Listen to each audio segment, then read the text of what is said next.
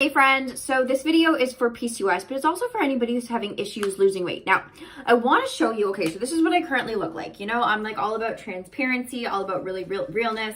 So this is my current figure, you know, like I'm like leaner. I've got my back muscles, gonna see my little turn. Okay, so for those of you who know me, I am an ex-bodybuilder, right? So this is what I used to look like. This was about 2015.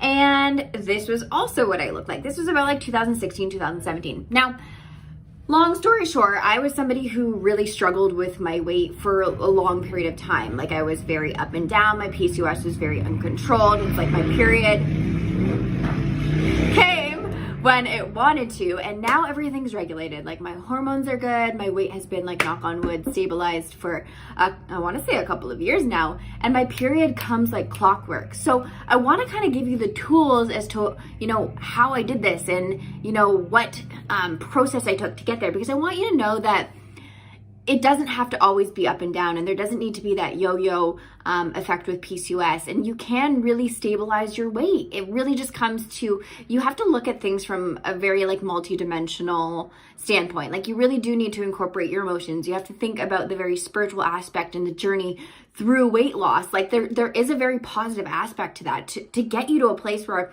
you really love your body and you love who you are regardless of what anybody says and how that impacts you. And that was really a strength for me and a learning curve for me, was to get into my body and love it and not care, you know, whether I lost weight or what the world thought about me. Because when you're in a bodybuilding stand, or when you're in a bodybuilding spotlight, it's all about judgment. It's all about how good you look and, you know, what you rank on stage and how good your physique is and the likes and the comments and all that stuff.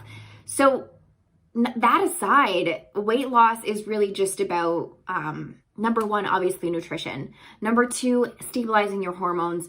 Number three, really taking that spiritual and that emotional journey to heart and doing that healing.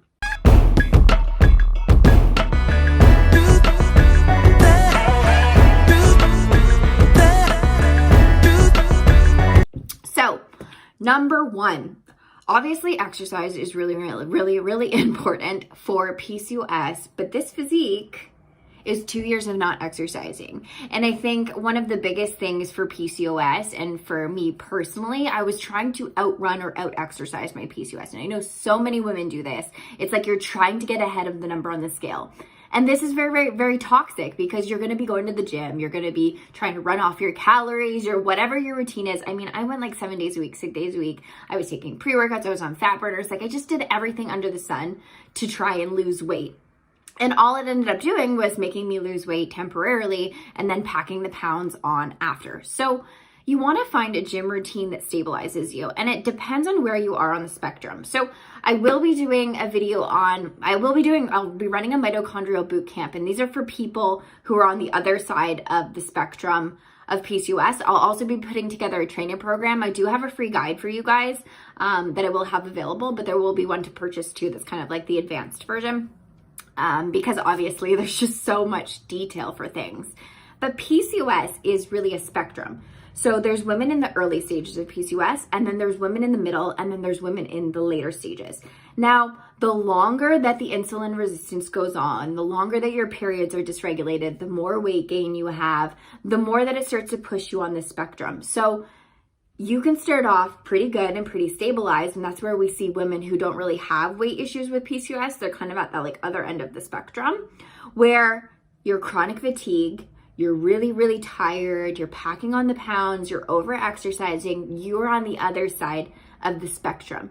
Now, I want you to think about this in a very layered form. So everything that I do is looking at the different aspects of the body. So I'm not just going to talk about the hormones. I'm not just going to be talking about your lifestyle. I'm not just going to be talking about the immune system, etc., glucose, blah, blah, blah, blah, blah. I'm going to look at things from different layers. So with PCOS, my number one thing is insulin resistance. So where are you on the curve? Where are you on the spectrum? And then what can I do, number one, to reduce that amount of insulin resistance? Now, dietary choices depend on your body. But there are two dietary choices that I've noticed that are quite fast acting for insulin resistance and for people with the PCOS body type. And number one is high protein. Number two is ketogenic. Now, you have to be doing these diets appropriately. Prime example is my own personal experience, because when I did a ketogenic diet, I did a fatty ketogenic diet, which means essentially I didn't know what I was doing. I was eating butter. I had no idea how to eat. I was eating seeds, like out the yin yang, and I packed on the pounds, and it made me very uncomfortable. I didn't feel good, didn't feel energized, and I wasn't really in ketosis.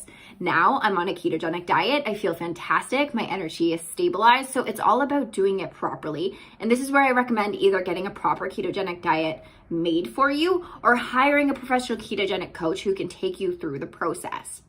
Number two, high protein can be quite effective, again, if done properly. So again, you want probably a practitioner or a coach who can take you through this, because it's a steep learning curve. And I spent like 7-10 years learning how to properly eat, how to properly exercise, how to listen to my body. With high protein, you can have too much protein. You can have not enough carbs. You can still have those insulin crashes depending on the food that you're eating. If you're eating a lot of high glycemic index foods like sugars, then even natural sugars in this case, you're going to get those plummets in energy. You're going to get those plummets because your insulin is going to spike. You're going to get really, really fatigued and tired. Your inflammation is going to go up. And it's just a disaster from there on. So you have to be eating the right amount of carbohydrates and the right carbohydrates when you're on a high protein diet. You also need to think about timing. You need to be thinking about how often am I eating meals in order to make sure that my insulin is stabilized, because if there's too much time, then you get that adrenal fatigue picture. So like I said, it comes back to where you are on the spectrum. Some women are going to experience greater degrees of insulin resistance versus others that won't. Insulin resistance equals inflammation. If you have underlying insulin resistance, you have inflammation in your body. Inflammation in your body is going to cause other issues. It's going to cause hormone imbalances. It's going to cause fatigue. It's going to cause brain fog. So you guys have probably heard of PCOS in the 4 types.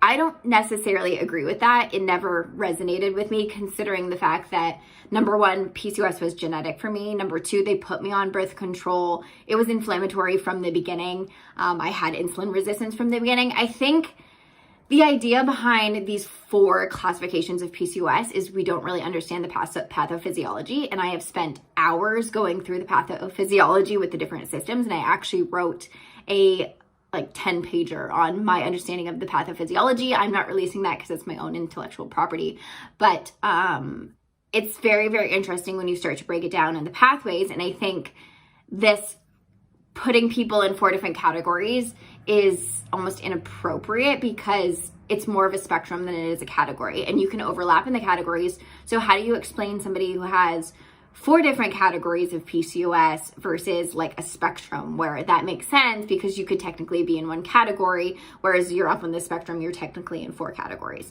So that's my 2 cents. To each his own. Like, if you resonate with the categories, that's good for you. Like, it's just something that me, as a person who has been through PCOS and a practitioner, I just don't agree with them. So coming back to insulin resistance. So this is going to be a very long video, and I'm realizing that now. So I think what I'm going to do is end it here, and we'll have a continuation series on PCOS and how you can heal PCOS. So leave in the comments if this was useful. Let me know what you think. I can share more about my journey, exercise experience, etc.